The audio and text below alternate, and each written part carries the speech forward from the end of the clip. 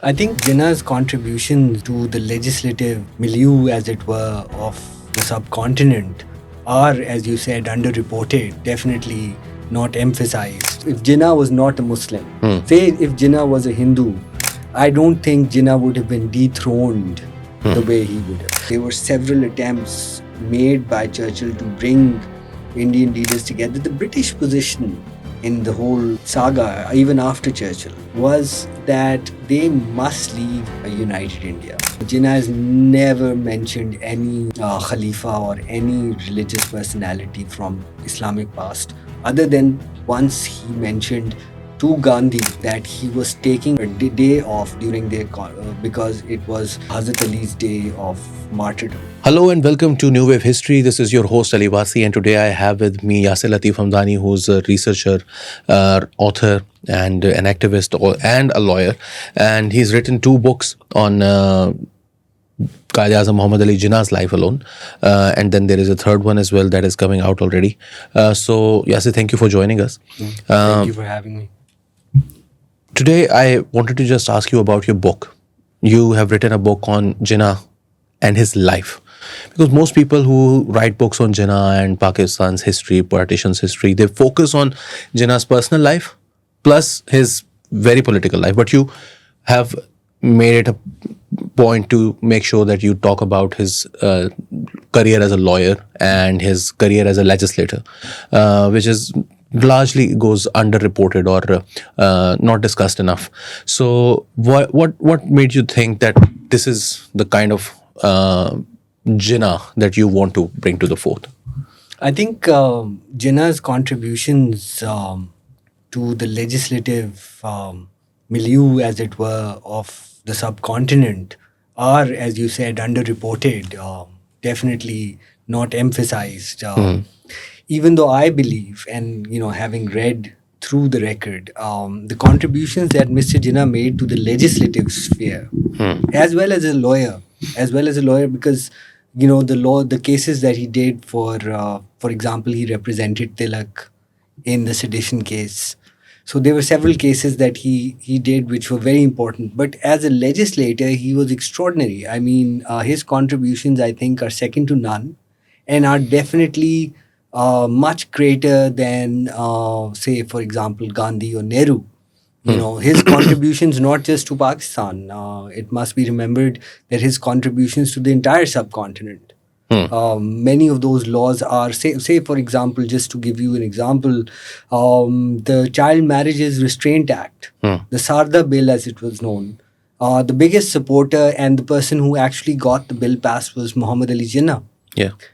Similarly, the very idea, I was at Harvard some time ago, and there was a conference on the Indian Supreme Court at Harvard Law School. And the author there, the legal historian, Mitra Sharafi, she made a comment. And I was, I was sitting in the audience and I was very surprised with that because she's like, that the Supreme Court of India owes its existence to a dynamic Bombay barrister, Muhammad Ali Jinnah. And that, then I went into it a little bit more, and I realized that Jinnah's contributions, along with Dr. S.H.S. Gower, were extraordinary when it came to sort of Supreme Court and even the Indian Military Academy. The Military Academy in Dehradun was founded primarily because of the efforts of Mr. Jinnah. Now, all of this is very important because, in India, for example, Jinnah is, sort of totally swept under the carpet because of his role as the architect of Pakistan, or so-called architect. He is vilified. He's changed. He's, sort of, the overall narrative is that he is the villain of the piece. But his contributions as an Indian legislator, as someone who did his utmost to drive back British bureaucracy and gain as much space as possible for the Indian, sort of Indian politicians and Indian people as a whole, I think all of that is swept under the carpet, and I think that needs to come out. So my emphasis in the book, especially on that early period, because I, even from a sort of a Pakistani perspective, I don't think you can fully understand Mr. Jinnah's contributions, or understand his commitment to the idea of Pakistan, or whatever that was. You can't understand why he turned so vehemently against the same unity unless you actually look at the record and see how committed and passionate he was about this idea of India. He used to say he's an Indian first, second, and last. And he is the only politician in the subcontinent's history to be called best ambassador of Hindu Muslim unity. So all of that needed to come out. So that was my primary focus in the book. So his legislative career, I think, starts in 1909, I guess. In 1910, yes. 1910. And then he joins All India Muslim League in 1913, roughly, and doesn't leave Indian National Congress, but becomes a member of the All India Muslim League. You have mentioned this in the book, and you've emphasized that the reason why he joined All India Muslim League was because he wanted to get rid of people like Sir Aga Khan or their influence on the All India Muslim League, because he believed that these people are a sort of a regressive influence on the Muslim political situation in India. Talk to me about that a bit. Yeah. So even if we sort of go further back into history, 1906, the Shimla deputation goes to. So these are, of course, and they had legitimate, points of view, no doubt. But the Shimla deputation goes to the viceroy and wants, there's a charter of demands that they present, which includes the sort of the demand for separate electorates and Muslim representation and so on and so forth. The biggest critic of that is Jinnah. Because Jinnah sees, at that time at least, in 1906, he sees that as a conspiracy against Indian nationalism to divide it. So that's, I'm not trying to impugn, sort of Sir Aga Khan's contributions, but the general feeling that Jinnah has, and this kind of process till mid-30s, is that there are these Muslim notables who would ally with the British in order to defeat the forces of Indian nationalism. That's sort of his feeling. He joins in the Muslim League in 1913. He does so, in my opinion, from what I've seen, he does so at the instigation of Gokhale. Because the idea is to bring Muslim League closer together or closer to the Congress, which he achieves in 1916 with the Lucknow Pact, of course. So the idea is to, and when he joins the Muslim League, it is very important. He says, there are two things he says. One, you have to change your creed, because till then Muslim League was a loyalist party. All India Muslim League was loyalist and did not speak of self-rule and self-government. 1913, that change comes about because of Jinnah.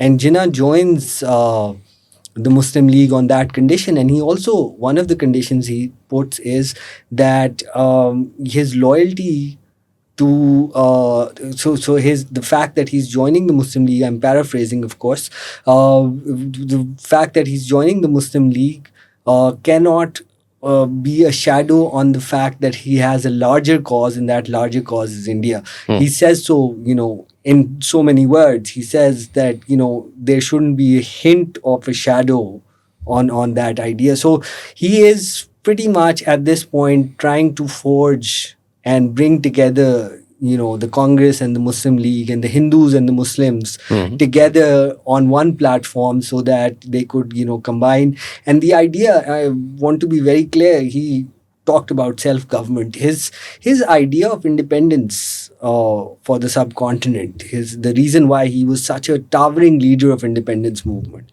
was he was not like, sort of an agitational sort of, sever all ties with the British, that sort of nationalist. He was, he wanted the British to accept India as an equal. That was his philosophy. He wanted, to be taken as an equal. He wanted dominion status. He wanted, India to be at par with New Zealand, Australia, Canada. That's sort of where he saw. So, but he, his whole thing was self government, self rule, and this he wanted to achieve by not just Hindu Muslim unity, but by defeating the British bureaucracy that had been ruling. Remember, at this time, the legislature had official European seats in Yeah. it, Yeah. whereas he wanted it expanded and more Indians to be included. And that was sort of his main preoccupation throughout. And he did that to offset this European parliamentarians' influence in the Legislative Assembly in 1926 as well, when he allied himself with and his group with the Indian National Congress against the British and European parliamentarians. But let's go a bit further. For example, in 1916, you just mentioned Lucknow Pact, and in Lucknow Pact, what he did was that he was representing the All India Muslim League, and he was a part of Indian National Congress at the same time. And he was meeting with the Congress leaders, and he came up with a formula in which Muslim majority provinces gave up their majority, for example, in Punjab and Bengal, and they in exchange for some concessions in the provinces where Muslims were in minority. And the Muslims in the majority provinces did not really enjoy or celebrate this development. Lucknow Pact now is celebrated as something of a huge achievement, but Jinnah was not happy about it. Is it right?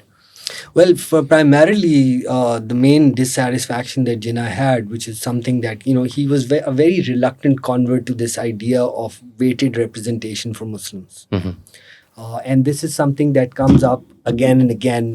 There's this committee hearing that he sort of appears before. There's a committee of British parliamentarians who sit down, and he says in that very clearly that there shouldn't be separate representation for Muslims ultimately. That he believes that in due course of time, the representation would vanish, that we would all become Indians and, so on and so forth. So that's his main dissatisfaction with the Lucknow Pact, even though he sees the idea of weighted Muslim representation as a necessary evil. So it's not his sort of it's a moment of his, in terms of, in his Indian nationalist phase, this is his moment of glory. This is the sort of the apex of where he gets. He then becomes the president of the Congress as well. So he's there representing. He's the president of the Muslim League, and then he becomes the president of the Congress. But he is not entirely happy with this, and he does, even in 1928, which is much later, when he formulates his four demands, four counter demands. This is not the 14 points, but before that, there's one of the things he says, and one of the things he's willing to do is give up the separate electorates. Instead, have reservations for Muslims, but those reservations. So what that means is that there would be reservations for Muslims, but those reservations, in order to get elected on them, and this is Jinnah's formula, which is not spoken about. He says in order for Muslim to get elected on that seat, it would be a mixed electorate. So Hindus would also vote to decide which Muslim gets in the legislature. So this is sort of his his idea of how India should elect its minorities, get them. So he's very much concerned about Muslim community getting its due share in governance. Of course, the issue is how do you secure adequate representation for this huge Muslim minority.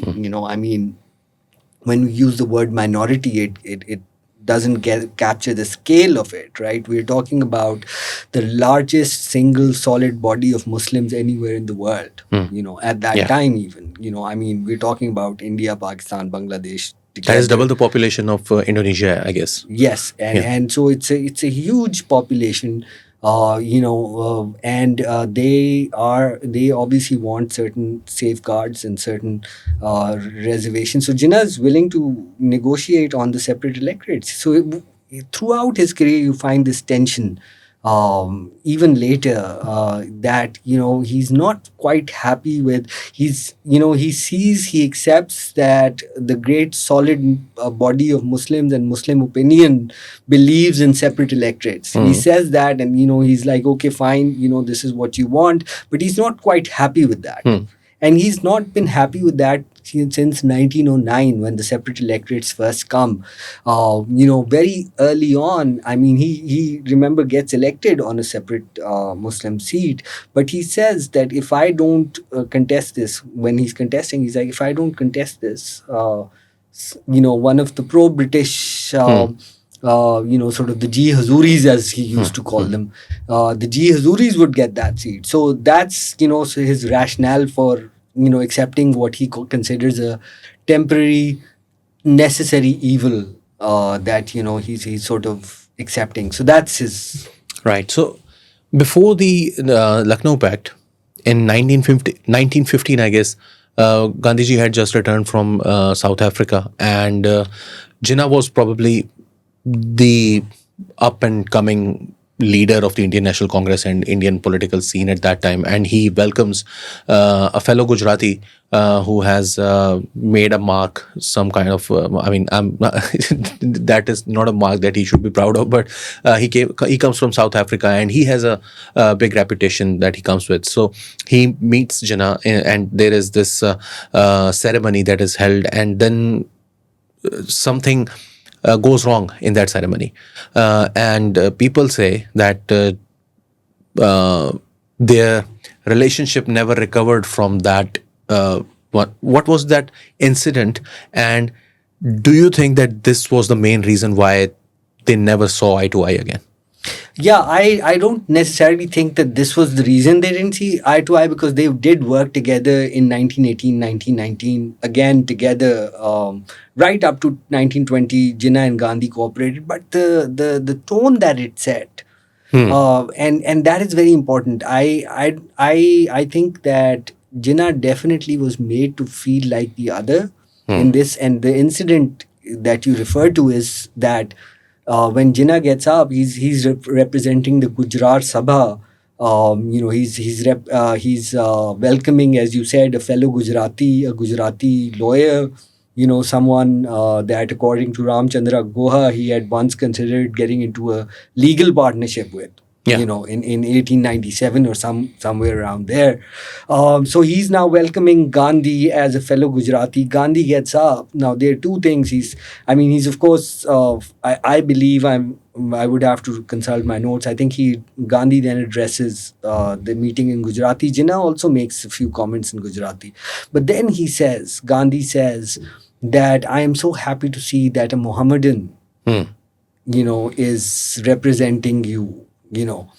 And that strikes Jinnah as very odd, because, other than the fact, of course, that, sort of there is this, but Jinnah had been representing Muslims, at various times, but for Jinnah to then be told that he's simply a Mohammedan and not an Indian, and remember, at this point, Jinnah is not just a very prominent leader, he is the tallest leader. Gokhale is dead.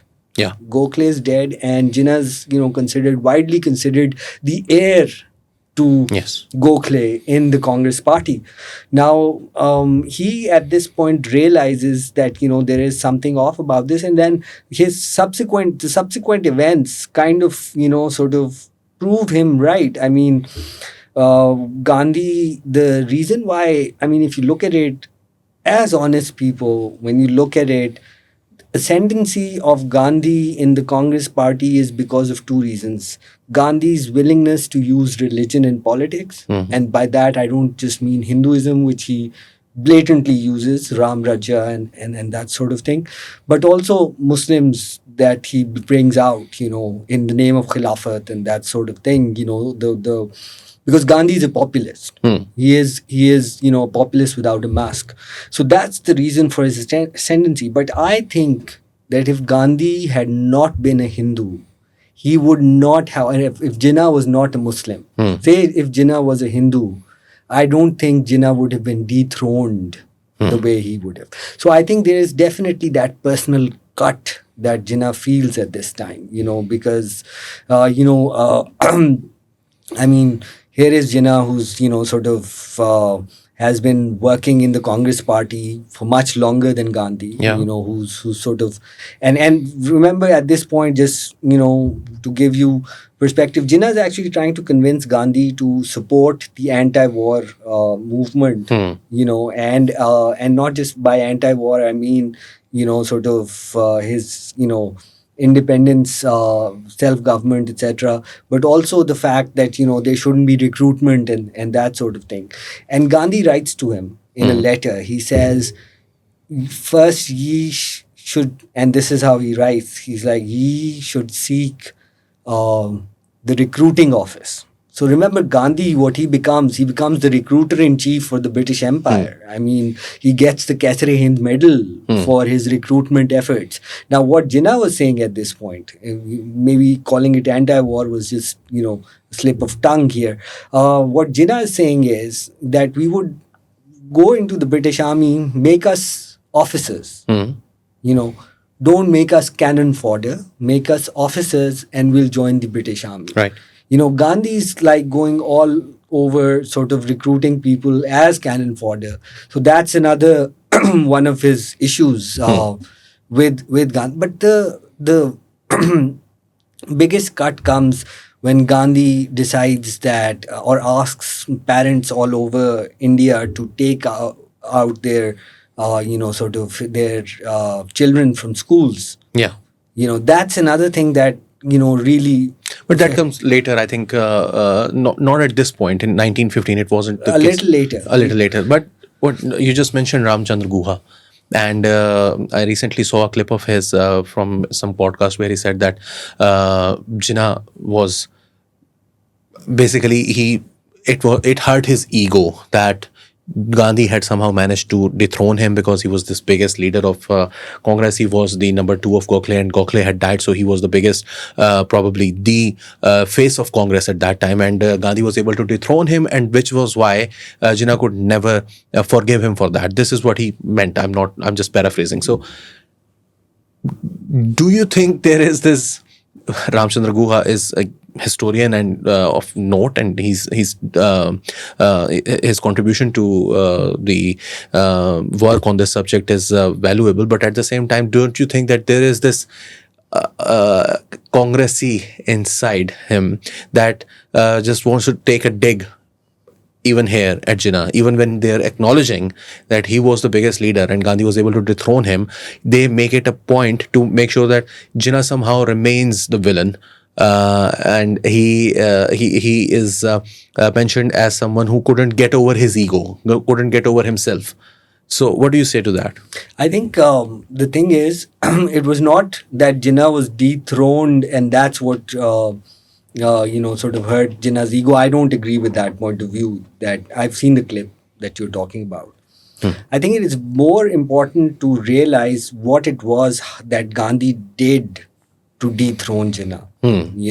And I think that was the unkindest cut. It was not that Gandhi was content with simply taking the leadership of the Congress.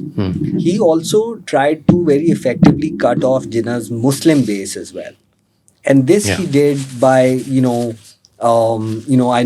they're very, sort of admired and everything, but the Ali brothers were pretty much promoted by Gandhi.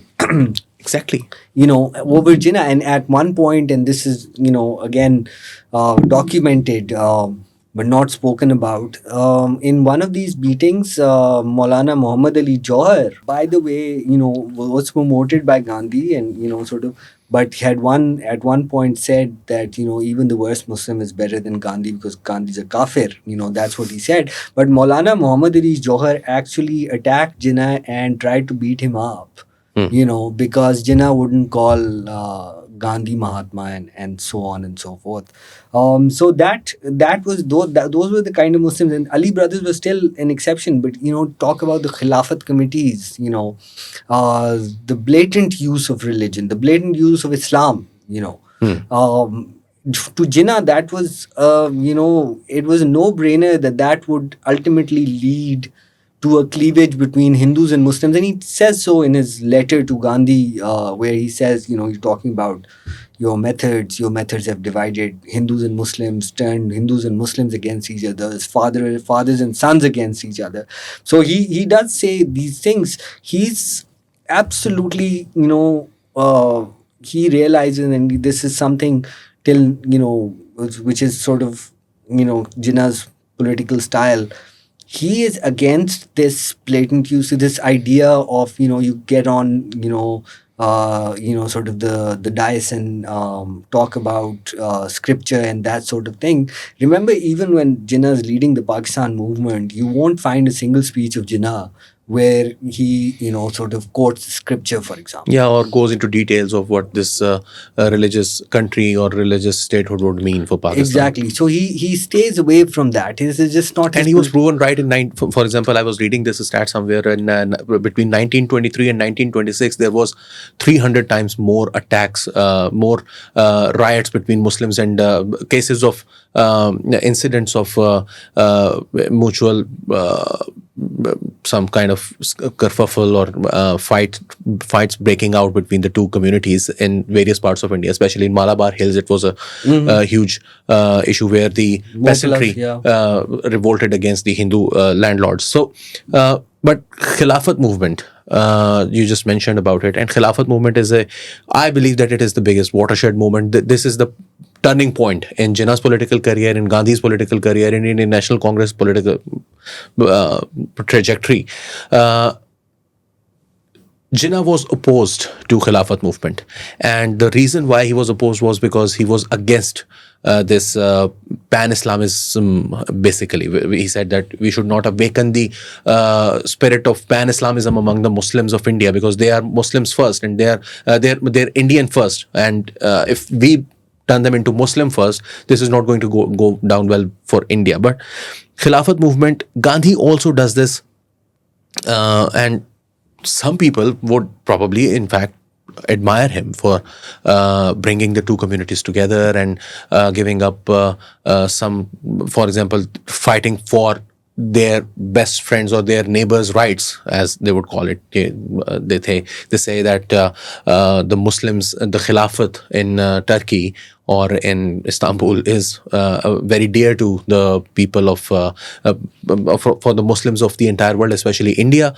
And he also, in return, the Muslim leaders say that they will stop cow slaughter in India, and they wanted to sort of come close to each other, and they did for the time being. Why could Gandhi Jinnah not see that? I mean, what if he could see? He thought that, what if he had decided to go along with Gandhi and managed the Muslim sentiment in the coming years? Yeah, I'm principally opposed to the idea that you take an extraterritorial cause. And remember, I mean, of course, one can speculate and say that Jinnah was, obviously a Shia, and he didn't care about the Khilafat as much as, sort of and that is a question that is posed to him at one point. But I must clarify here that Jinnah was absolutely sympathetic to people who actually wanted the Khilafat to continue. He said, yes, it's an emotional issue for them and they should. But he was against it being used in politics against the British government. Because here's what he realized. He saw that something like this would completely derail the movement to get dominion status or self-government in India. Because he saw this, and there was a lot. Remember, the non-cooperation movement started. Yes. Khilafat movement was, and for the mass of Hindus, and I, when I was researching the book, I just interviewed a few or I had conversations with a few Indians, and at least they were of the view that a lot of the Hindus who supported Gandhi at that time, many of them thought Khilafat meant opposition. Khilafat, Right. opposition, and that's why they were, So that in any event, the thing was that Jinnah felt that once you give a theological mooring, I mean, and this was primarily a theological issue for Muslims, Khilafat, right? Exactly. And on the other hand, of course, Gandhi was saying Ram Raja, and Gandhi, by that Gandhi meant was rule, ideal rule.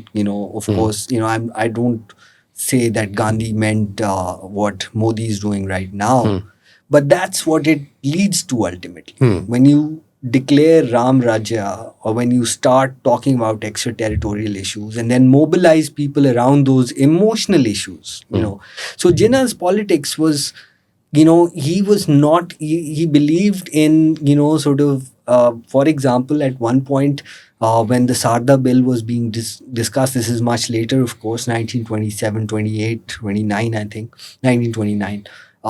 He says very clearly, and that I think is reflective of his political style. He says that, if my constituency is not as advanced as to, accept what I'm arguing, that is, that there should be child marriages, restraint, there should be restraint on child marriages, that if it isn't advanced or it hasn't come to that conclusion, then, and if they don't feel that I'm representing them, the clearest duty on my part is to tell them to elect someone else. So Jinnah was very much in that mold. He wanted politics to be done, in the legislature through elected representatives, representing the wishes of the people. And his idea of, like I said, constitutional advance, he saw India becoming a united India, becoming the equivalent of Australia or Canada in Asia.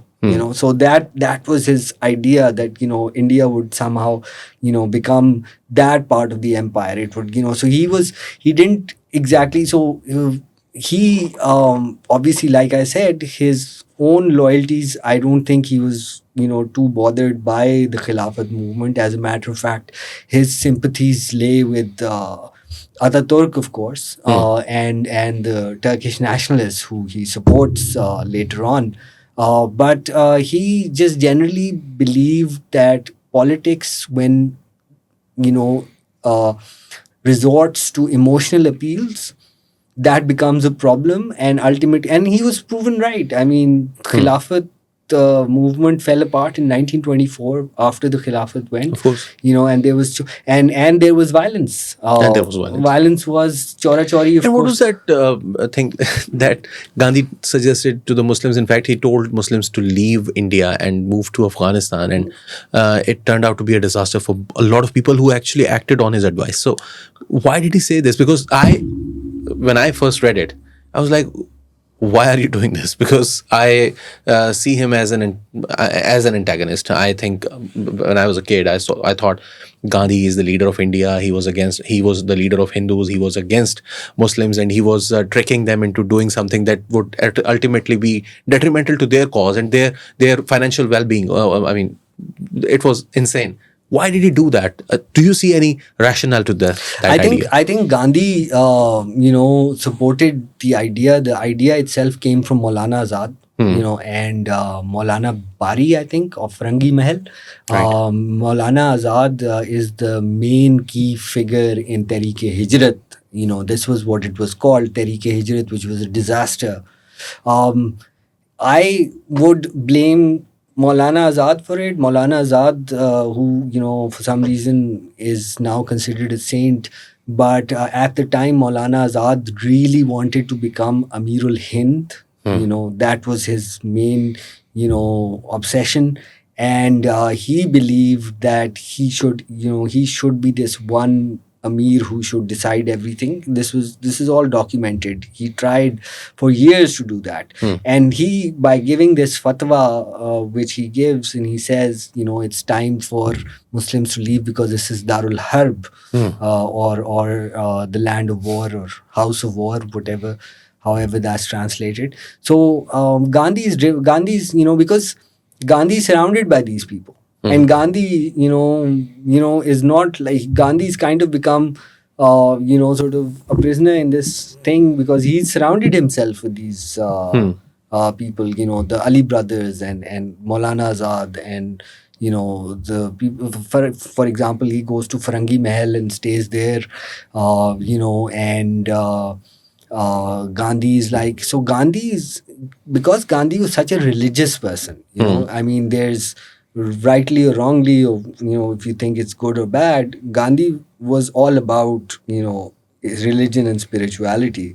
He naturally trusted people who he saw as religious and spiritual. So in amongst Muslims, he took as comrades only those people who were, religious, right? And that's what, this is why he's going to Farangi Mahal and staying with, happany tappany mullahs of all kinds, So he's doing that, and that's the reason why he comes up. And Tehreek-e Hijrat, I mean, I don't want to impugn his intentions here. I don't know if the intent was to damage Muslims, but obviously the Tehreek-e Hijrat actually did end up damaging Muslims quite a bit. It was a series of blunders that Gandhi and his fellow coterie of Muslim leaders made in the Khilafat movement, and some people have still say that the root of Pakistan movement lie in the Khilafat movement, and it is correct, but not for the right reasons, I would say. Coming forward, what was this final? I just mentioned earlier in this discussion that Gandhi, Jinnah, in 1926 sided with the Congress to offset the influence of the European parliamentarians in the Legislative Assembly. But at some point there comes a break, and he says that this is it. Now we are never going to be able to be allies or work together, cooperate. The sort of the pathways have totally separated. What was that point? Yeah, I think before that, when you talk about 1926, it's very important to see in 1926, or I think 26, he writes this letter to Times of India in which he protests, and there's someone who's like claimed that Mr. Jinnah said that Congress is a Hindu party. He protests. He says, and this is a letter, he's no longer part of the Congress. He says that Congress represents all sections of public opinion, and it's not just a Hindu party. He says that, he clarifies, he says it's absolutely wrong. I never said this, So Jinnah, I think, even though 1928, the parting of the ways, as it were, comes around 1928, 29, when he meets the Congress leaders, he says, these are sort of, I remember the Muslim conference, or, sort of the conference of Muslims, have been organizing, and there's Muslim League itself has split into two at Groups, this point, right? One is the Shafi League, yes, and the other is Jinnah League. Right. Now, Shafi League, Jinnah League is the party that wants to cooperate with the Simon Commission. Remember, Simon Commission is a single man commission, no Indians involved. He's come to just determine what the sort of the constitutional situation will be. And Jinnah, of course, is like, without our representation, you can't decide what our constitution is going to be. And that's what the Congress position is as well. So Jinnah League is willing to work with the Congress. So he presents those four demands I talked about, which is weighted so representation for Muslims, but elected through a mixed electorate. So no separate electorates, but joint electorates. So these are very reasonable demands that he places, and these are not the 14 points. He comes to even 14 points were very reasonable, but these are the Delhi proposals, as it were. Are very reasonable demands that Jinnah puts, and he's like, if you accept these, I'll be able to carry the Muslims, and bring them together on one platform with you. And the Congress, I think it's Jayakar, or I think it was Jayakar who was the Congress leader. He says in that, he's like, you're a spoiled child. No one, you represent no one. Basically says Jinnah, Mr. Jinnah represents no one. I think that's where Jinnah's like, these people are not going to agree. But even then, so that's where he says it's a parting of the ways. Those are the words they're attributed to him. But I feel that he goes, then he subsequently goes to the roundtable conferences, tries to resurrect Hindu-Muslim unity there, comes back, reorganizes the Muslim League in 1934-35, contests elections, in my opinion, on a because what he does is he gets the Congress, he takes the Congress manifesto, kind of adapts it to the Muslim League, and they do contest together against the agricultural party in the UP and everything. He's talking to Rajendra Prasad of the Congress, and there is the formula that they agree on at this point.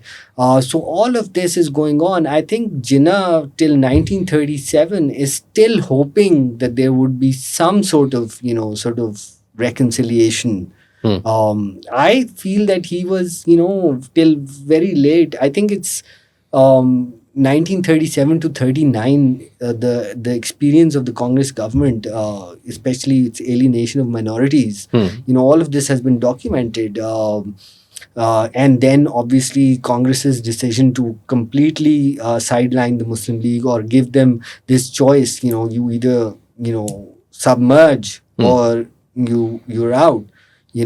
And not make coalition governments and stuff. So that's where Jinnah realizes that you can't go on with these people, and I think the real parting comes with the day of deliverance. Here he says that, no longer, and that's when Congress and Muslim League actually become enemies, or rivals, or whatever word you want to use. That comes in 1939. But yeah, I mean, his words are parting of the ways in 1928, 29. And that's 1939 is roughly 20 years after he actually left the Indian National Congress. And that was also a sort of how do you reconcile his later politics when he was trying to bring Muslim League and the Congress together between 1920 and 1937? With that violent kind of parting of ways when he actually left the Congress, when he refused to call Gandhiji as Mahatma Gandhi, and there was a serious mayhem there at this meeting that was being held. And why? So first of all, tell me, why did it happen in the first place? Why did he have no allies or people who would be close to him? And there were people who agreed with his idea that Gandhiji, the deifying of Gandhiji is not really a good idea. But nobody really stood up to Gandhi and nobody stood by his side. Why did that happen? I think Gandhi, like I said, at this point was playing, he was the main populist leader. He was playing this thing. He had become all powerful, because of his religion card, as they use, now. Because of the use of religion in politics, he had gotten to that point of ascendancy. Now, had Gandhi been, he been in earnest about Hindu-Muslim unity and about keeping Jinnah, for example, something that he says 20 years later, he writes to Jinnah, he's like, I missed the whole Hindu best ambassador of Hindu-Muslim unity that you were, etc. If he would have, at that point when Jinnah was being heckled for calling him Mr. Gandhi instead of Mahatma Gandhi, he would have intervened and said, look, he has the right to call me. I am Mr. Gandhi, but this Mahatmaification Gandhi had become, the Congress had been converted, or at least the Hindus in the Congress, and predominantly Congress was the composition was such that Hindus were, dominant, and especially the Brahmins. Of course, they had to be dominant. Exactly. They were 60% of the country. Yeah, and 70. 70%. 70%. And so they had become a cult, really. Gandhi was worshipped as, a cult figure. And there was no one in the Congress that would think that Jinnah is right and we should stand up for what he's saying, other than Gandhiji. I think there were people, JKR, like the person I mentioned earlier, had similar reservations, but everyone was. What about Motilal? Motilal Nehru? Yes, Yeah. I think Motilal Nehru, for the longest time, was very critical of Gandhi's treatment of, but by that time it had become impossible for an independent Congress leader, sort of disagreeing with Gandhi and staying in Congress. That was the thing. You either, fell in line with Gandhi or you were no longer in Congress. And I think and that's something that we see, consistently from 1920 onwards, especially after Jinnah's departure, that nobody stands up to Gandhi. And if somebody stands up to Gandhi, like Bose did later on, he's summarily dismissed. Or like, for example, even Maulana Azad, who's sort of Subhash Chandra Bose. Subhash Chandra Bose was sidelined, and Maulana Azad, for example, when he takes an independent decision on cabinet mission plan in 1946, he's ultimately told, leave the presidency of the Congress. Right. So that's basically, you had to toe Gandhi's line, and that was the Congress party from 1920 onwards.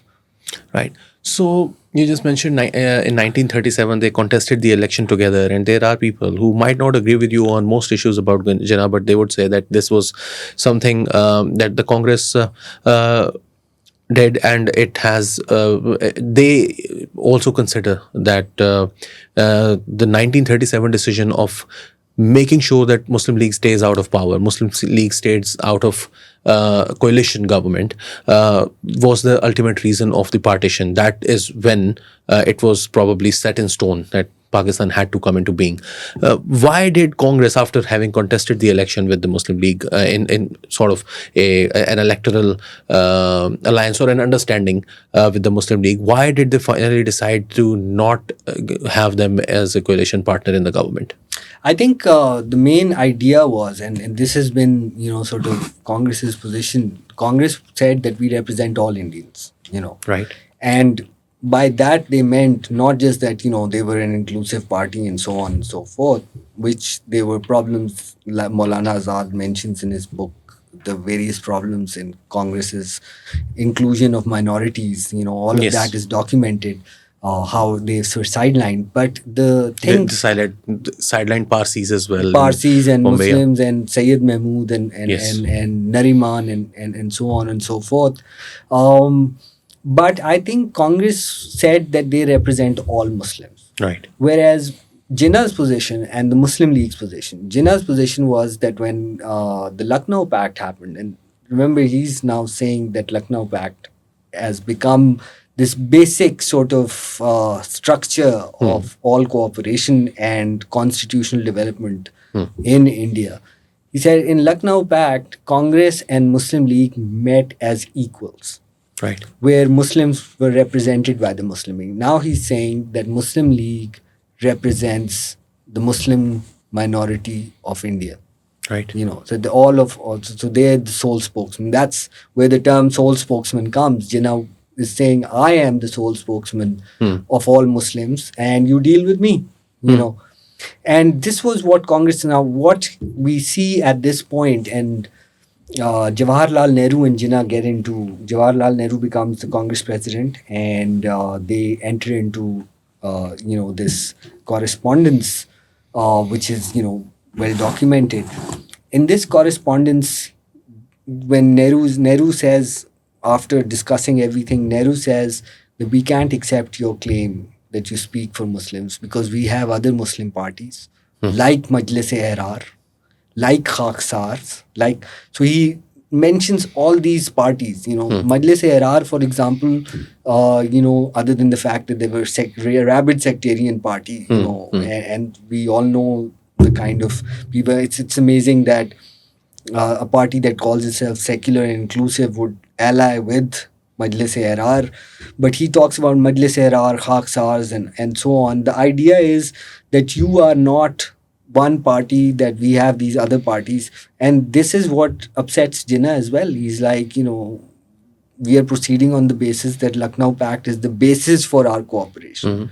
And Muslim League is. He's basically saying that, right? But Nehru, being the politician, or maybe he was in earnest saying, that we can't give you that status because there are other Muslim parties as well. But they had won the election.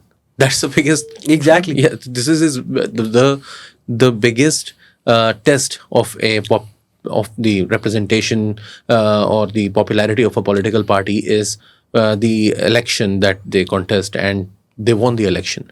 And Congress was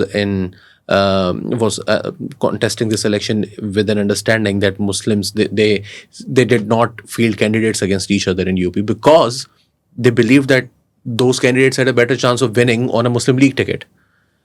Then how does RR or Khaksar come into the equation somehow? Yeah, I think the issue here was that Nehru realized and Congress realized that both Congress and the Muslim League could not win in Punjab, for example. Congress did very poorly and Muslim League didn't, I think, won one seat, I think. Two seats, I guess. Yeah, in the 1937 elections. So what Congress realized was that in Muslim majority provinces, and given Jinnah's advocacy of Lucknow Pact, Jinnah wasn't really popular in the Muslim majority provinces because he'd given up, at least a part of the majorities that they had. So he was, seen as this, and people like Fazli Hussain and others had opposed him. So Congress believed that since there was no reason to, and they underestimated. So that's why Jawaharlal Nehru writes to Jinnah. He says, you should rely on your inherent strength. And that's when Jinnah replies in the letter. He says, from now on, we shall only rely on our inherent strength. It wasn't a good advice, I guess. Yeah, so that was, so then, Jinnah turns around and starts organizing. Before this correspondence, at least I've, yes, there was Muslim League in Punjab, but Jinnah didn't really turn to the idea of Muslim majority provinces. He had his main preoccupation had been the minority provinces. Yes. The Muslim minority provinces. So he turns to that. He's like, we must develop that inherent strength. I mean, that's where he comes in. Yeah. Right. So they part ways until 1939. Congress is in the government, and it wasn't just about Muslim League or Muslims protesting or celebrating the end of their rule in 1939, which is Day of Deliverance, because everyone else is also celebrating the end of Congress rule. Dr. Ambedkar is also celebrating alongside the Muslim League and all these groups. What was so terribly wrong with the Congress government between 1937 and 1939? Where did they fail everyone so badly? Yeah, I think there were several things. And other than Dr. Ambedkar, of course, we had Pariyar Naikar of South India. Yes. They wanted Dravidistan, they wanted a separate country. As a matter of fact, they reached out to Jinnah, and Jinnah actually said, no, I can't help you. But, so these people had come together on Day of Deliverance and supported. Now, the reason for that, so first of all, Ambedkar, of course, saw, Congress party for what it was, an upper caste, Hindu caste majoritarian party. Congress, in its rule, did a number of things. So, for example, Hindi, they focused on Hindi, and for Muslims, that was a non-starter because of Urdu, right? But South Indians had an issue with this, they were like, and they still have that issue. Yes. Like, why are you imposing Hindi or why do you want Hindi as a national language? We don't speak it.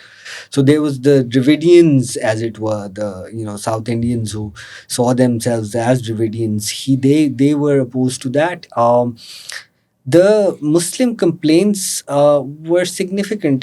There were things like, say, for example, the choice of Vande Mataram, sorry. The choice of Vande Mataram, the stanzas which, sort of have, I mean, there's obviously the question of idol worship that was unacceptable, but the very fact that the, the poem comes from the novel by Anand Chatterjee, which is, Anand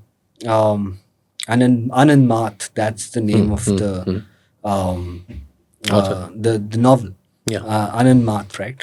And in that, basically Muslims are the villains. In that novel, Muslims are the villains. So they see this as as an agenda. Then you're privileging, the Congress flag over everyone else. So they see majoritarianism, and for a lot of reasons, Congress government was that, and there were things like, the cow slaughter was, an issue. There were complaints that Muslims. This is documented in Peerpur report by the Muslim League. The atrocities, as it were, against Muslims, they were sidelined. Even the Muslims in Congress were sidelined. We talked about, Sayyid Mahmood Ali, Yes. who was, sidelined, and so on and so forth. So there was, definitely, if it, so it wasn't Hindutva, but it was definitely soft Hindutva, that the Congress was carrying out. So this soft Hindutva thing, most people don't realize that it wasn't just Muslims who were also part of Congress at the same time. They were also part of the Muslim League in 1920s or 1910s at least. There were also Hindus who were part of Congress as well as part of Hindu Mahasabha or RSS or SS or whatever these Jana Sangh, etc. The Hindu nationalist parties that were there. And was it a sort of an internal takeover of those of Congress by these people, or because no matter how much I try, I cannot think of Nehru as a Hindu nationalist leader. He is liberal, he is secular, and he has proven that even after becoming the Prime Minister of an independent India. Why did that happen? So just on Nehru, I think is very important. Nehru is not necessarily a liberal leader, but a left leader. Yes. He's definitely left leaning. He believed in sort of and right from the Nehru report, he thinks of the communal question as being an irritant and a nuisance. So he looks at the minority question and he says, this is just nonsense. What Jinnah is saying is nonsense, so on and so forth. Now, his solutions, sort of sidelining, not giving Muslims weightage, a state that doesn't recognize or doesn't give adequate representation to Muslims, etc., are something that brings him into a close alliance with the Hindu right or the Congress right, because Congress right also wants this, for different reasons. Nehru, of course, being an atheist and sort of, this secularist, atheist, leftist, is looking at it in the sense that, religious identity shouldn't matter. But the fact is, the religious identity did matter. It was a ground reality in the subcontinent. Jinnah didn't like it, as he in the 1920s and 1910s, he was actually opposed to this idea of the thing, but he was recognizing a ground reality. So Nehru was opposed, but the Hindu right, I mean, if you think about it, Savarkar, the positions that Savarkar took, and the positions that Congress took under Nehru were not that different. They both believed in this one man, one vote democracy, without any safeguards. Yeah. For different reasons. Savarkar, because he saw that this would mean Hindu ascendancy and primacy, and Nehru, because he believed that This shouldn't even matter. It shouldn't even matter. Different reasons, but they were allies. And just on the question of the other thing with Nehru was, Did Nehru seriously think that there was a universe in which at some point there would be a Muslim leader, a popular Muslim leader elected by the majority of India, and that Muslim leader would be able to lead India, would be leader of the House in the Parliament in Lok Sabha, etc. Did he ever?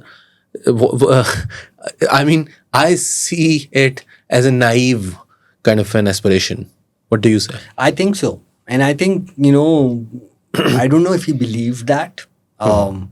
Because had he believed that, he would have dropped Pandit in his name, I mean, he was pretty adamant about using, which was his caste, of course. He was not a Pandit, actually. But Pandit Jawaharlal Nehru, I mean, he was very insistent on using it, that he was a Pandit. I think Nehru, at least, the 17 years that he rules India and rules well, no doubt, he realizes how important his caste Hindu identity is for his own government, and that's something when his, sort of daughter Indira Gandhi, of course, marries Firoz, he has kind of the same issues that, because he comes under the same kind of attack that Jinnah did with his daughter marrying a Parsi. Indira Gandhi marrying. So he does. So he realizes at some point in 1958, 1958 or 59. I don't exactly remember the speech. He does have sort of a change of heart. Very late, of course. Partition's already done. Had he realized this earlier, things would have been different. Nehru says, that these identities, I don't know, I'm just paraphrasing. He says that these identities are legitimate identities, that what we call Muslim communalism could well be nationalism, that what we call could well be, so he comes to that conclusion and he realizes this. And I think it's Stanley Wolpert's biography of Nehru. He's written biographies of every leader. Stanley Wolpert's biography of Nehru mentions this whole speech and sort of Nehru's state, the change of heart, as it were. But it's a little too late, but I think I guess it happens in late 60s for everyone. So Jinnah sort of realized it a bit earlier. Gandhiji realized it a lot earlier that these identities matter, but Nehruji was late to the party. Also, finally, Jinnah decides to. There is this Lahore resolution, and then ultimately it does come to be called as Pakistan resolution. And at that time, Jinnah starts to ally himself with the British, I guess. And this is at least the accusation that he decided to work with the British during the Second World War, just like Gandhi had worked with them in the First World War. And this time, Gandhiji is sort of probably a prisoner to his own Ram Rajya and Swarajya, the rhetoric narrative that he's been peddling. So Jinnah decides at this point to side with the British, become a part of the war effort, that would say, that many would call it, and he extracts some benefits out of that, political benefits for his party, for himself. Was he working very closely with the British, or was it just political expediency? And he thought there is a convergence of interests. I think it was so. Ambedkar writes about, when he discusses sort of the transformation of Muslim community, he takes up this Hindu accusation. He says that it's all British contrived and that sort of thing. He says that Jinnah, anyone who's read Jinnah's relations about Jinnah and his relations with the British knows that he's a vociferous critic of the British. He's not their ally. And so on. And he says that he's incorruptible and so on and so forth. I don't think that there was active collusion. I think it was a question of expediency. I think Jinnah at this point realized that it was sort of a fulcrum you know, where a seesaw was, sort of, and they were placed in that position, and there was, so he definitely was, sort of extracting benefits. He had become very important because he hadn't hindered the war effort. And in any event, soldiers came from, the Muslims of the subcontinent were the largest, other than Sikhs, of course, but Sikhs was a smaller number.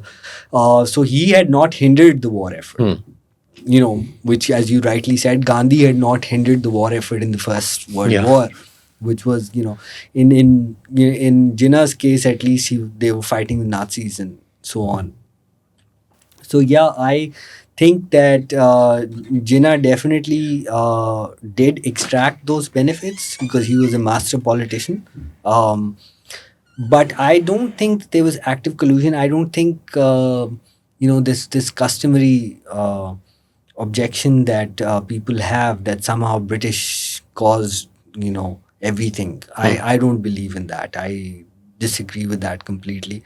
I don't accept so in the 1970s or 1980s, I think that's when Wali Khan's book came out.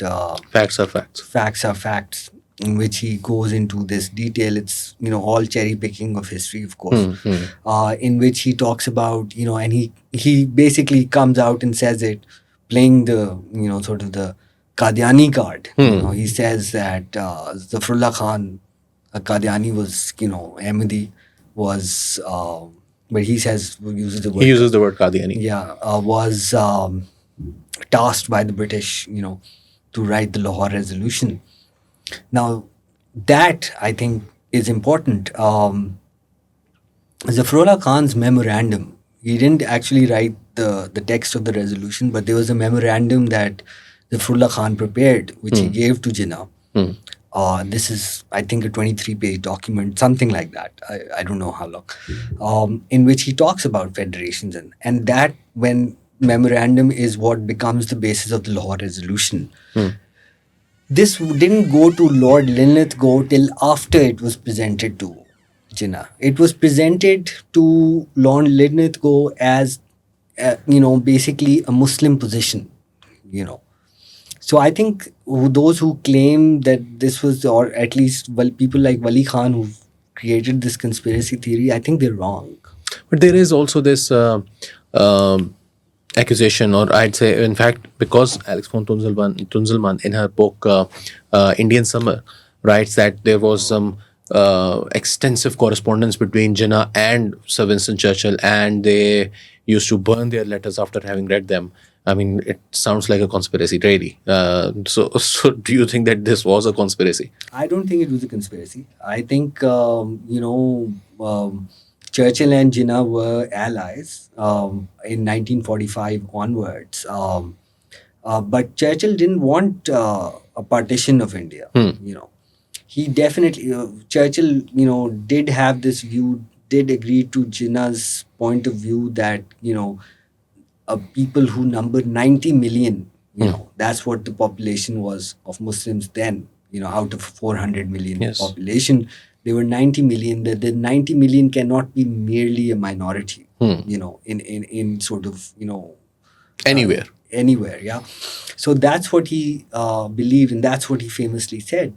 So he did correspond with Jinnah, and there were letters, and that's true, but it wasn't a conspiracy because Churchill actually believed, and then Churchill sent out, and there were several attempts made by Churchill to bring Indian leaders together. The British position in the whole saga, even after Churchill, was that they must leave a united India, and the reason for that was that they wanted one united army, Indian army, one united Indian army. And every single, if you look at, some of the memorandums and sort of the documents that came out of the general headquarters, those are very clear. The British officers are very clear. They're like, Pakistan, if it comes into existence, will have an army that cannot be supported. All of the regular arguments, that it would have to, in order to defend the northwest frontier, as it were, it would need as big an army as it is right now, and that can't be supported by a country with so little, as it were. So there are these objections that they raise against the partition of India or the division of India. um, Although they later did come to realize that this was the best solution, probably because things changed. Yeah, I mean, so if you think about it, in 1946, they sent out the cabinet mission plan. Till March 1947, they're still trying to bring Muslim League and Congress together on the cabinet mission plan. So I think the British, I mean, as bad as we think they are colonial masters and so on, but I don't think that the creation of Pakistan, right or wrong, regardless of who wanted it or what happened, I don't think it was British perfidy. I think it was, pretty much the inability ultimately of the Congress party to accept this, the existence of Muslims as a solid opinion, solid block opinion. I think that's what the Congress didn't want to accept or wasn't able to accommodate, and that's why partition happened, because they just couldn't agree. I don't blame the British for partition of India, or credit them, whichever way you want to look at them. This was pretty much the doing of Indians themselves, and by Indians I mean Pakistanis and Indians, Right. And I don't buy that conspiracy that this was, Churchill's doing. Right. So Pakistan does come into being in 1947. I am not going to go into detail of how the cabinet mission plan was scuttled or whatever. But I mean, it has been done to death. Pakistan comes into being, but and there are still accusations that Jinnah was someone who was fanning these religious sentiments among the Muslims, and he ultimately got his way because Muslims had become so militant. They had become so aware of their Muslim identity that they decided to go with his demand of Pakistan and a partition of India. But they also accuse him of trying to create a state where he probably did not want to create a theological state, but it has come to become something very close to that with this Council of Islamic Ideology and the religion and the provisions in the Constitution, especially of 1973. So there is this thing that he wrote to probably Peer of Manki Sharif that he was going to make Pakistan into a into a theocracy or something. What was that? Do you agree with this? First of all, that letter, it's not theocracy, it's about application of Sharia. That letter has been able to provide, that. But apparently, even if you look at that one line that occurs in a speech by Shabir Ahmed Usmani, where he says this is what Jinnah said, it says that he basically says that, of course, a country that is ruled by Muslims, your Shariat wouldn't be in danger. And by Shariat he meant specifically Shariat Application Act. Shariat was personal law. Shariat in sort of legal terms always meant personal law. Yeah. It was never, sort of the penal code, as it were.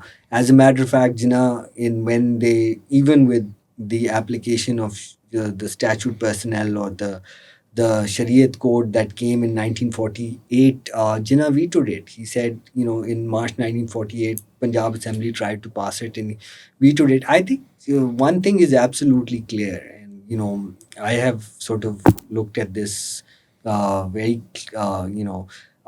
at one point Jinnah says, and he's like, they ask him a question about Islam. He's like, they talk about religious. He says, that's not my line. Those are his words. He says, that's not my line. I don't want an Islamic state. There was definitely that distinction between an Islamic state and a Muslim majority state, or a Muslim state, as it were. That distinction, I think, needs to be realized and recognized. But for he, when he talks to Raja of Mahmudabad, for example, he says, don't advocate for an Islamic state, because which Islamic sect are you going to follow in this? There's Yes, 73 and this is important because Raja of Mahmudabad was Shia. was here, yeah. Yeah. And it led to the dissolution. And he says, Jinnah says that it would lead to the very advocacy of Islamic State. If Pakistan becomes an Islamic State, it would lead to the dissolution of the state.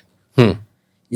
And it's very, all of these things that we talk about now, uh, obviously, Pakistan came into being as a result of a Muslim community demand, but that was never rooted in, any sort of theocratic ambition. As a matter of fact, It wasn't promised to us 3,000, 5,000 years ago. yeah, it wasn't, and it wasn't a millennial demand, as you say.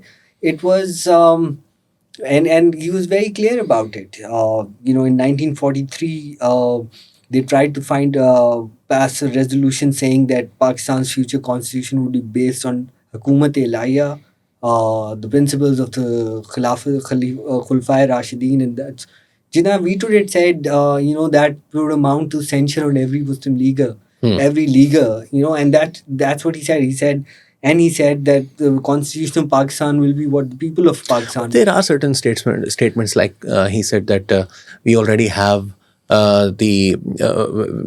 someone asked him, how are you going to run the state? And he said that we don't need to borrow anything from the West. We already have Quran and Sunnah.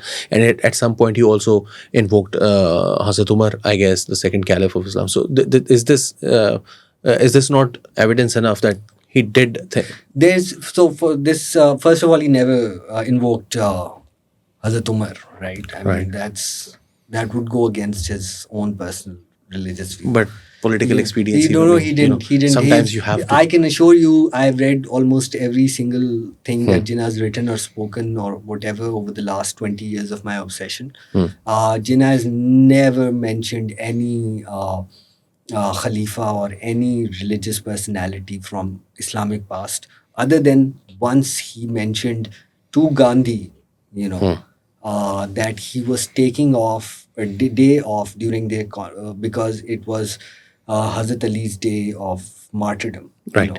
Other than that, where he he's never referred to any khulfa or sort of or Islamic theology or whatever. The thing about this Quran quote that we have the Quran, we don't. First of all, the quote doesn't say Western whatever, but I've never come across this quote in anywhere. But I did come across another quote, and he says that our interpretation of the Quran will be rational. That's his. That we have a rational interpretation of the Quran. So he's making the Muslim modernist argument. So at some point, Jinnah. And there was this famous religious scholar as well who used to interpret Islam rationally in the early period. Who was this? Allama Parvez. I guess it was Allama Parvez. Allama Parvez was close to Jinnah, but I don't think they completely agreed on things. Also there were other people who were, sort of, but the idea, so that's the only quote I have from Jinnah on the Quran. Is that, we'll follow rational, we have a rational interpretation of the Quran. That's the only quote I know of from Jinnah. But there are several quotes that have been just fabricated, right, which you don't find. Pakistan shall be the laboratory of Islam. Yeah. That quote doesn't exist. It just doesn't exist. The date of the quote is said to be somewhere in early January 1948 in Islamia College, Peshawar. That's sort of the date that's given. Jinnah wasn't in Peshawar at that time. He was in Karachi, and that all of that is documented. His speech at the Islamia College is in April and has no such reference whatsoever. Right. The quote itself comes from the Laboratory of Islam quote, actually comes from Liaquat Ali Khan's speech on 12th March 1949. Yes. So Jinnah is very clear. He tells Siri Prakasa and the first Indian High Commissioner who comes to Jinnah is like, and he complains that, you're talking of an Islamic State. Jinnah's like, tell me where I've used the word Islamic State. And he got angry about it. And he gets angry about it, and he says that, I have never used the word Islamic State. And Sri Prikasa goes back and looks at the thing and says, you used Muslim State, not Islamic State. In any event, the fact of the matter is these ideas that we have. For example, a few years ago, now almost a decade ago, Venkat Dhulipala wrote the book Creating a New Medina. Yeah. And he wrote this, tome of however long, proving that Pakistan was supposed to be A theocratic state. the new Medina, Yeah. right?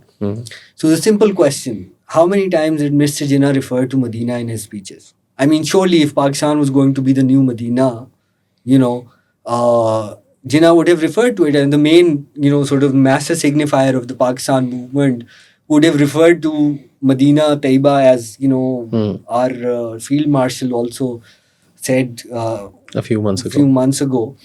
But Jinnah has never mentioned the word Medina in any of his speeches. That's just, it goes without saying that was not.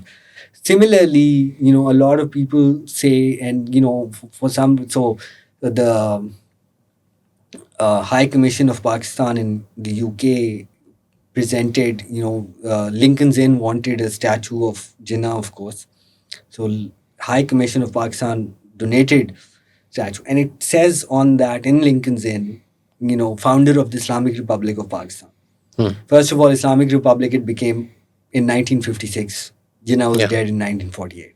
My question to those people who say that Jinnah wanted Pakistan to be an Islamic Republic, to at least produce a single quote, a single speech where Jinnah speaks of an Islamic Republic, And he doesn't actually. He doesn't. He just doesn't. And on the contrary, we have, and the clearest, I mean, these are all, there are speeches. Yes, Jinnah referred to Islam. Yes, he spoke about Islamic principles, increasingly so in December, January of 1948, because he was under pressure, whatever. But he was always, you look at, say, for example, his Karachi Bar Association quote that, both the religious nationalists in Pakistan and, sort of the Islam Pasands, as it were, as well as liberal critics of Jinnah quote, is, that he said that Pakistan's constitution shall not be in conflict with Sharia.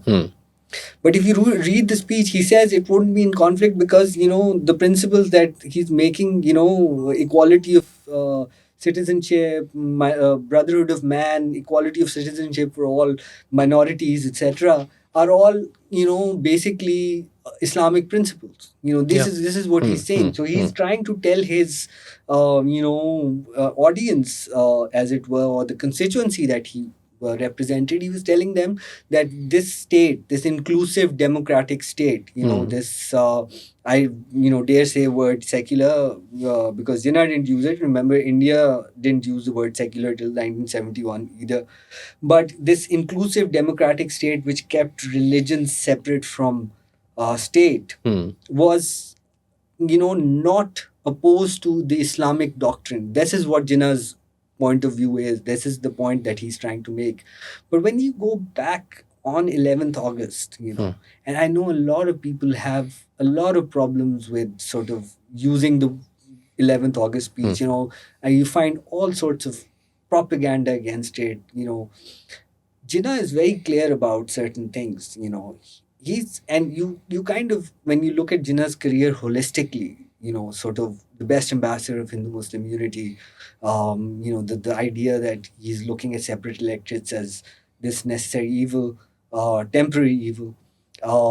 When you look at the 11th August speech, he says, in course of time, if you follow these things, which is you allow, people to go to their places of worship, etc., where you keep religion as a personal matter, that in due course of time, Hindus will cease to be Hindus and Muslims will cease to be Muslims, not in a religious sense, because that is the personal faith of an individual, but in a political sense as citizens of state. So I think it becomes very clear what he's aiming for and what his whole political struggle was. That was his objective in the 1910s and 20s for India. He wanted the Hindu-Muslim question to disappear, Yes. that them to become Indians. Now that hadn't happened and Pakistan was created, he wanted Pakistanis to be, for the state to remain neutral. That's what secular means. The state is neutral. Yeah. For the state to remain neutral and for people to have their personal faith and worship as they please, but become Pakistanis as a whole. So I think it is very clear when you look at everything holistically. Jinnah did not stand for theocracy by any stretch of imagination. And he said so very clearly that it, shall not be a theocratic state to be run by priests with a divine mission. So what would Jinnah's view of Tehreek-e-Labbaik Pakistan or the supposed or proposed ban on the organization would be at this point in time? So once Jinnah wrote a letter to Tej Bahadur Sapru, in which he said that the only solution, and this is obviously a young Jinnah, he's like, the only solution to the communal issue, is that you destroy your pandits and we'll destroy our mullahs. And those are the words he's using: destroy. Or does he say crush? Something, some sort of incendiary usage. He says that. I think there is absolutely no question in my mind that Jinnah would be horrified, mortified by what Tehreek-e-Labbaik represents. It's absolute bastardization. I mean, do you remember these people? You can pretty much pick up almost any of these Muslim sects, at least the predominant majority one, and their sub-schools. And you'll find, obviously, we know Deobandi is called Jinnah Kafir-e-Azam and that sort of thing, And Barelvis were no good either. Barelvis for most called part him, of it. Right? yeah, Barelvis called him as, they were, they said that anyone who considers Jinnah Muslim, let alone Qaid-e-Azam, that his nikah is not valid, and that he needs to, remarry his wife and, of course, do the kalma and that sort of stuff. So I think in many ways, Jinnah would look at it and he would, obviously, look, this whole thing of mobilization, I think Jinnah would see that in some ways he would recognize that this is a byproduct of religious nationalism, but that was definitely not his intent. These were people who had stood against him, who had stood with the Congress. These are one of Jinnah's critics on social media. I saw she was writing, she's like, this is the direct result of the ill-conceived nature of the Pakistan idea, the TLP and so forth. I don't agree with that. I don't agree that this is, simpliciter, basically. Because it didn't happen until 2017. And I think in many ways, these people, some of these people, we have this new, they're people who, there are now in this country, you have Zia apologists as well. That's the irony, that you have a dictator whose apologists we find. And they want to now say that General Zia was not responsible for, the radicalized. Obviously, people of Pakistan are Muslims and they are emotional religious Muslims. But it's just like whatever wrongs or whatever mistakes that Zulfikar Ali Bhutto made and Ziaul Haq made and Nawaz Sharif made and Pervez Musharraf made and Imran Khan made, all were just products of their time, and their cumulative effect of their negative decisions will go in the account of Qaid-e-Azam Muhammad Ali Jinnah. He was the main culprit, and these are all just byproducts of whatever he whatever evil he had in his mind for Exactly. I Pakistan. mean, that's sadly a very, very ahistorical way of looking at it. I mean, we talked about, we've been talking about other things, but in 1944, and this requires, since, TLPs, or at least, the main issue that TLP and other groups have is against Ahmadis, Um, and we've already talked about the Qadiani card. Um, it must be remembered that in 1944, Maulana Abdul Hamid Badauni, who was a Muslim League Central Committee member, brought a resolution to the Central Working Committee. And that resolution said that Ahmadis must be expelled from the Muslim League as being non-Muslims. Jinnah refused. Yeah. He said, "You're not going to vote on this." And, this evidence is there on the 30th July 1944. This is part of the record. But even Mumtaz Doltana, who was obviously a Muslim League leader, he, before the Munir Inquiry Commission in 1954, he gives this witness statement. He's like, the only reason, he's being asked, of course, about Ahmadis and his own role in sort of the disturbances and so on.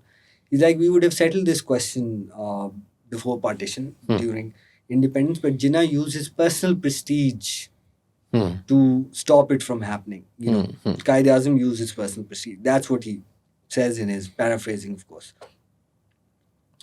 So I think overall,